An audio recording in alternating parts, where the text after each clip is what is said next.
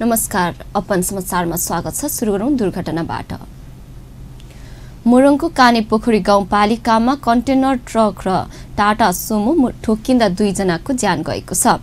7 जना घाइते भएका छन्। पूर्वबाट पश्चिमतर्फ जाँदै गरेको ना 3ख691 नम्बरको कन्टेनर र त्यसै दिशाबाट आउँदै गरेको बा 116948 नम्बरको यात्रुवाहक टाटा झापा जाने क्रममा जुधेको हो। बिहान भएको दुर्घटनामा झापाको अर्जनधुरा नगरपालिका 4 का 47 वर्षीय रामकुमार आछामी र झापाकै गौरादह नगरपालिका 4 का 45 वर्षीय प्रकाश मगरको ज्यान गएको इलाका प्रहरी कार्यालय पथरीका प्रहरी निरीक्षक कमल बजगाईले जानकारी दिनुभयो।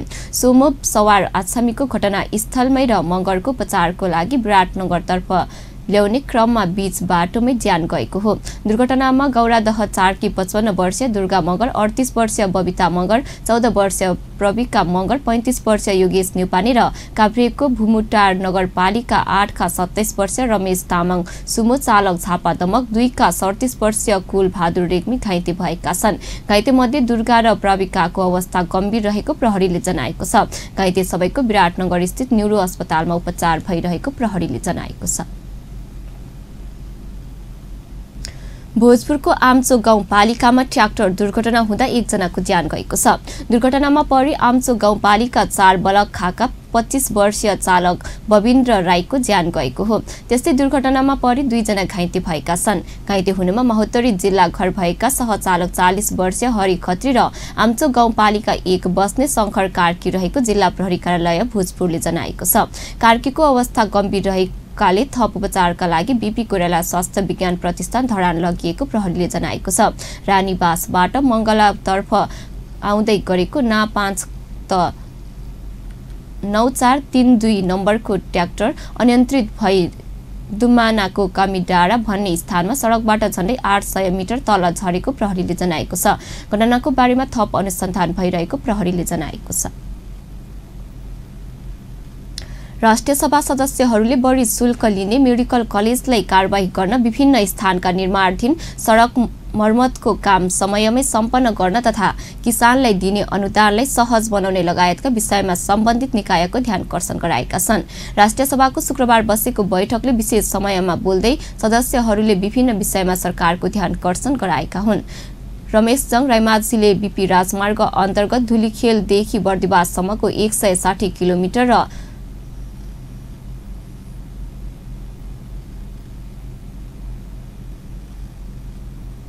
264 वटा खाल्डोहरू रहेको भन्दै तत्काल स्तरोन्नतिको लागि सम्बन्धित निकायका ध्यानकर्षण गराउनु भयो। मर्मतको नाममा बाटो राखेर कुनै पुर्ने काम गरिएको तथा धुलो अत्याधिक उडेका कारण दुर्घटनाको जोखिम बनेको तर्फ उहाँले सरकारको ध्यानकर्षण गराउनु भयो। उदय शर्मा पौडेलले राजधानीको सवारी व्यवस्थापना र सार्वजनिक सवारी साधन जताभावी रोक्न नदिने, नाउँमा जनतालाई दुःख दिने काम भएको भन्दै यात्रु ओह्राल्ने र चढाउने गरी यात्रुको भिड हुने स्थानमा सवारी साधन रोक्ने व्यवस्था मिलाउन सम्बन्धित निकायको गम्भीर ध्यानकर्षण गराउनु भयो। राष्ट्रिय सभाले विदेशी लगानी तथा प्रविधि हस्तान्तरण विधेयक 2075 पारित गरेको छ। शुक्रबार बसेको राष्ट्रिय सभाको बैठकले प्रतिनिधि सभाबाट सन्देश सहित प्राप्त विदेशी लगानी तथा प्रविधि हस्तान्तरण विधेयक 2075 लाई बहुमतले पारित गरेको हो। बैठकमा उद्योगी वाणिज्य तथा आपूर्ति मन्त्री मातृका प्रसाद यादवले विदेशी लगानी तथा प्रविधि हस्तान्तरण विधेयक 2075 लाई पारित गरियोस् भनी प्रस्ताव गर्नु भएको थियो। त्यसअघि विधेयकमाथिको दफावार छलफलमा उठेका प्रश्नको जवाब दिँदै मन्त्री यादवले विधेयकमा प्रतिनिधि सभाबाट केही विषयमा संशोधन पनि भई आएको र आवश्यक परे भविष्यमा संशोधन गर्न सकिने भएकाले विधेयक पास गरी सहयोग गर्न आग्रह गर्नु भएको थियो। संयुक्त संशोधनकर्ताको तर्फबाट राष्ट्रिय सभा सदस्य राधेश्याम अधिकारीले विधेयकमा रहेको प्रावधानको हजारौं नेपालीको रोजी रोटी खसिने भन्दै काग्रो सेवालाई पनि विदेशी लगानी आवश्यक नपर्ने सूचीमा राख्नुपर्ने माग गर्नुभयो। काग्रो सेवा पनि सेवा व्यवसाय भएको र यसमा विदेशी लगानी भित्र्याउँदा स्वदेशी कामदारको रोजी रोटी खोसिने भन्दै 7 नम्बर अनुसूची थप गरी त्यसलाई समावेश गर्न माग गर्दै उहाँले संशोधन दर्ता गराउनु भएको थियो। विश्रामपछि समाचारमा स्वागत छ। अब बाँकी समाचार। प्रधानमन्त्री केपी शर्मा ओलीले नेपाल कम्युनिस्ट पार्टी नेकपाको स्थानीय तहको एकता आकस्मिक रूपमा टुङ्गिने बताएका छन्। रूपन्देहीको भैरवा विमानस्थलमा शुक्रबार पत्रकारहरूसित कुरा गर्दै प्रधानमन्त्री ओलीले सो कुरा बताएका हुन्। चुनावी गठबन्धन पार्टी एकता घोषणा जस्ता नेकपाका धेरै गतिविधि आकस्मिक रूपमा टुङ्गिएका छन्। नेकपा अध्यक्ष समेत रहेका ओलीले भने स्थानीय तहको एकता पनि आकस्मिक रूपमा नै टुङ्गिनेछ। सीके राउतले विखण्डन छोडेर विकासको बाटोमा आउन सहमत भएको बताउँदै प्रधानमन्त्री ओलीले लोकनेत्र विक्रम चन्द विप्लव समूहलाई पनि शान्तिपूर्ण राजनीतिमा आउन अपील गरे।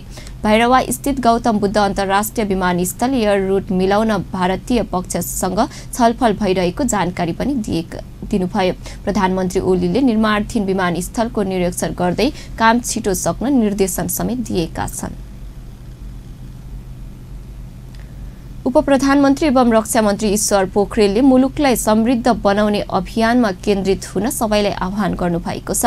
उपप्रधानमन्त्री पोखरेलले मुलुकको समृद्धिमा केन्द्रित भएर आवश्यक योजनाहरू तय गर्न पनि सम्बन्धित पक्षलाई सचेत गराउनुभयो। मदन भण्डारी फाउन्डेसनले शुक्रबार काठमाडौँमा आयोजना गरेको एक कार्यक्रममा बोल्दै उहाँले जनतालाई सुख बनाउने तथा मुलुकलाई समृद्ध बनाउने सरकारको योजना सफल बनाउन सङ्घ प्रदेश र स्थानीय सरकारले मिलेर काम गर्ने पनि स्पष्ट पार्नुभयो। नेपाली भनेको हामी सबैले बुझ्छौँ, देश धनी बनाऊ, जनता सुखी बनाऊ। हामीले देश धनी बनाउने, जनता सुखी बनाउने विषयमा के विषयमा हामी केन्द्रित हुन सक्छौँ, यसमा हाम्रो बहस छलफल केन्द्रित हुनु पर्यो। संविधानले सबै कुराहरू एउटा संविधानले किटान गर्ने कुरा उल्लेख गरेको छ। अब हिजो एउटा सरकार थियो, अब 3 तहका सरकार, 753वटा सरकार। ती सबै सरकारले गर्ने काम संविधानमा किटान गरिदिएको छ। स्थानीय सरकारले के गर्ने, प्रदेश सरकारले के गर्ने र सङ्घीय सरकारले के गर्ने भनेर किटान गरिदिएको छ।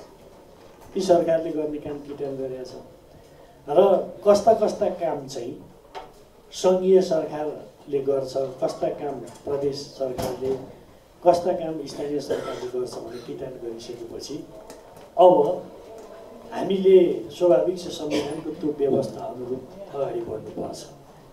र त्यो संविधानको उपप्रधानमन्त्री पोखरेलले संविधानले नै सङ्घ प्रदेश र स्थानीय तहको काम बाँडफाँड गरिदिएकाले सोही अनुसार काम अघि बढ्नेमा पनि विश्वस्त हुन आग्रह गर्नुभयो। सरकारले संविधानको मर्म अनुसार अघि बढ्नका लागि आवश्यक कानून र संरचना निर्माणको कामलाई तीव्रता दिइरहेको उपप्रधानमन्त्री पोखरेलको भनाइ छ। संघीय संसद विकास तथा प्रविधि समिति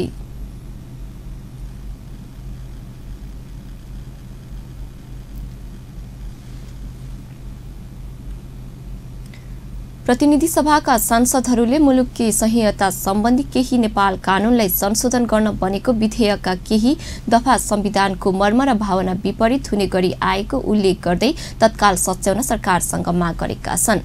प्रतिनिधि सभाका सांसदहरू हितबहादुर तामाङ र महेश गहजराजले सो विधेयकमा गाई वा गोरु मार्न गएमा त्यस्तो कसुर गर्ने व्यक्तिलाई 3 वर्ष कैद गर्न र अन्य चोट पुर्याएमा 50,000सम्म जरिवाना हुनेछ भन्ने प्रावधानले संविधान विपरीत आएको उल्लेख गर्दै तत्काल हटाउन माग गर्नुभएको हो। शुक्रबार संघीय संसदको कानून न्याय तथा मानव अधिकार समितिको बैठकमा सो विधेयकमाथिको छलफलमा भाग लिँदै समितिका सदस्य समेत रहनुभएका सांसद तामाङले धार्मिक तथा जातीय समुदायमाथि गम्भीर आघात पार्ने खालको प्रावधान सो विधेयकमा उल्लेख गरिएको भन्दै आपत्ति पनि जनाउनुभयो। उहाँले सो प्रावधान हटाउन पनि सरकारसँग माग गर्नुभयो। गहिराईमा चाहिँ उहाँहरू अब प्रवेश गर्न सक्नु मुलुक घोषणा भएको सन्दर्भमा एउटा अब सिङ्गो धार्मिक एउटा मात्रै नभइकन अब धार्मिक समुदायहरूलाई पनि र अन्य जातीय समुदायहरूलाई पनि चाहिँ अब असर पर्ने खालको दफा जुन चाहिँ त्यो संहितामा चाहिँ अब त्यो मुलुकी संहितामा समेटेर आएको छ। जुन कुरो नेपालको सन्दर्भमा एउटा चाहिँ यहाँको सामाजिक धार्मिक एवं अन्य चाहिँ अब सन्दर्भको हिसाबले पनि त्यो अनुपयुक्त छ, असान्दर्भिक छ र त्यस्तो विषय यहाँ आइरहेको सन्दर्भमा पनि फेरि यो संशोधनमा नपर्नु भनेको चाहिँ यो अलि न्यायिक भएन भन्ने लाग्छ। त्यसो भएको कारणले गर्दाखेरि त्यसको यो उपदफा 2 र 3 मा सजायको व्यवस्था गरिएको छ। 2 मा समितिका अर्का सदस्य घतराजले संविधानको मर्म र भावना विपरीत गाई वा गोरु मर्न गएमा त्यस्तो कसुर गर्ने व्यक्तिले 3 वर्ष कैद गर्ने सो विधेयकमा राखिएको प्रावधान संविधानको भावना विपरीत भएकाले तत्काल हटाउन सरकारको गम्भीर ध्यानकर्षण गराउनु भयो। यो दफा नै हटाउँदाखेरि नै अहिले हाम्रो संविधानको मर्म, संविधानको भावना र मुलुकको जुन बहुजाति, बहुधार्मिक, बहुसांस्कृतिक मुलुक छ यसको हामीले यो मुलुकलाई एकताबद्ध कायम गर्नको लागि यसले महत्त्वपूर्ण आधार तयार गर्छ भन्ने लाग्छ। यसो गर्दाखेरि यसलाई निर्माण गर्ने सन्दर्भमा यो धारामा अलिकति गम्भीरतापूर्वक ध्यान दिनुपर्ने हो। यो कामको अर्जेन्सीको हिसाबले र अघिल्लो समय समितिका अर्का सदस्य प्रेम सुलवालले जबरजस्ती करणी गर्नेमाथि कडा कारबाही हुनुपर्ने कानुनी व्यवस्था गर्न पनि सरकारसँग माग गर्नुभयो। उहाँले सम्पत्ति नभएका व्यक्तिले जबरजस्ती करणी गरेमा उनीबाटै क्षतिपूर्ति उपलब्ध गराउने कानुन व्यवस्था गर्न पनि सरकारलाई सचेत गराउनुभयो। विधेयकमा सम्पत्ति नभएका व्यक्तिले जबरजस्तीकरणको अभियोग लागेमा सो व्यक्तिको क्षतिपूर्ति पीडित पक्षलाई राज्यले उपलब्ध गराउने उल्लेख गरिएको छ। त्यसो गरिए दोषीले उन्मुक्त पाउने सुवालको भनाइ छ। दफा 424 मा कसुरदाताको कुनै सम्पत्ति नभई निकायको नाममा क्षतिपूर्ति स्वरूप उचित रकम पीडितलाई भराइदिने भन्ने छ। अब कसुरदाताको कुनै सम्पत्ति नभई भन्नेपछि यो चाहिँ आफ्नो केही सम्पत्ति छैन, अब मैले जे पनि अपराध गरे हुन्छ भन्ने यो यसले उत्साहित गर्छ, दुर्सान गर्छ। सम्पत्ति नहुँदैमा अपराध गर्न पाइँदैन भन्ने कसरी शिक्षा दिने? तिमीले चाहिँ सम्पत्ति नभए पनि तिमीलाई यस्तो सजाय हुन्छ है। अब यस्तै ठाउँमा हो मृत्युदण्डको कुरा चाहिने। अब हामीले अब संविधानमा छैन। सरकारले मुलुककी संहिता देखिएका त्रुटिहरू सच्याउने उद्देश्यका साथ सो विधेयक संशोधनका लागि संघीय संसदमा पेश गरेको हो। नेपाली कांग्रेसका नेता प्रकाशमान सिंहले वर्तमान सरकारबाट भएका भ्रष्टाचारको पोल खुल्दै जाने बताएका छन्। सरकारका कारण जनताको चित्त बुझाउन जनप्रतिनिधिहरूलाई गाह्रो भएको गुनासो पनि उनले गरे। शुक्रबार चबहिलमा आयोजित कार्यक्रममा प्रतिनिधि सभा सदस्य सिंहले भने केपी ओलीजीको के भन्नुहुन्छ भन्ने म पनि भ्रष्टाचार गर्दिन, अरूलाई पनि गर्न दिन्न, तर मेलाम्चीको ठेकेदार काम छोडेर हिँड्नुको पोल बिस्तारै खुल्दैछ। उनले विकास निर्माणको काममा सरकारले बाधा पुर्याएको आरोप लगाए। सरकारको गलत रवैयाका कारण प्रदेश र स्थानीय सरकारको पनि विकासको काम गर्न नसकेको उनको भनाइ छ। उनले अब नेपाली कांग्रेसको आन्तरिक एकता बलियो बनाउनु पर्नेमा जोड दिए। विगतका गल्ती कमजोरहरू सुधार्दै अगाडि बढ्नुपर्ने उनको जोड थियो।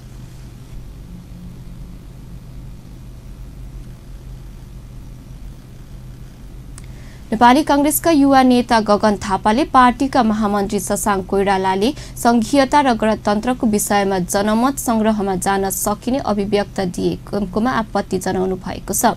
नेता थापाले गृहमन्त्री कोइरालाप्रति संकेत गर्दै पार्टीभित्र खुल्ला छलफल नगर्ने तर सार्वजनिक कार्यक्रममा विभिन्न विषयमा जनमत संग्रहमा जान सकिने कुरा जिम्मेवार नेताहरूले गरिरहेको पार्टीमा ठूलो भाडखोलामा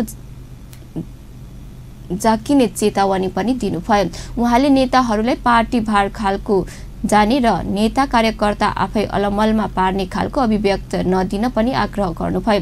शुक्रबार गिरिजा प्रसाद कोइराला फाउन्डेसनले काठमाडौँमा आयोजना गरेको एक कार्यक्रममा बोल्दै उहाँले गिरिजा प्रसाद कोइरालाले लिनुभएको सहमति, सहकार्य र एकताको सूत्रलाई आत्मसात गरेर पार्टीलाई एकताबद्ध बनाउनु पर्नेमा आवश्यकतामा पनि औलाउनु भयो।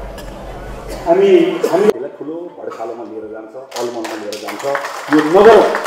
मेरो सबै नेताहरूसँग आग्रह गरौँ, पार्टीको कुन तहमा छलफल गरौँ, के कुरामा पार्टीको डिपार्चर गर्नुपर्ने गरौँ छलफल, तर जे कुरादेखि अन गरौँ।